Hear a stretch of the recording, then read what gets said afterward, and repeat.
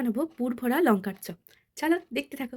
লঙ্কা chop করতে গেলে লঙ্কা তো লাগবেই। লঙ্কাটাকে ভালোভাবে ধুয়ে মাঝ বরাবর চিড়ে লঙ্কার মধ্যে থেকে থাকা বীজগুলোকে আলাদা করে দিতে হবে, যাতে ওর মধ্যে ভালোভাবে পুরটা ঢোকানো যায়। এবার চলো পুর বানানো দেখাই। প্রথমে কড়াই একটু তেল দিয়ে জিরে, পেঁয়াজ, রসুন ভালো করে একটু ভেজে নিয়ে এর মধ্যে আলুগুলোকে দিয়ে দিতে হবে।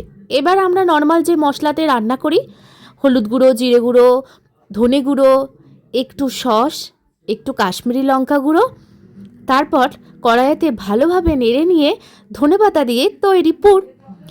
এরপর ওই লঙ্কার মধ্যে পুরটাকে ভালোভাবে ঢুকিয়ে বেসনের ব্যাটারের মধ্যে ভালো করে চুবিয়ে গরম তেলে ভেজে নিলেই রেডি গরম গরম লঙ্কার পকোড়া। বড়াও বলা যেতে পারে, তবে এই শীতকালের দিনে চা বা কফি দিয়ে খেলে মন্দ হয় না, মন ভরে যাবে, গ্যারেন্টি দিলাম। খেয়ে দেখো কিন্তু।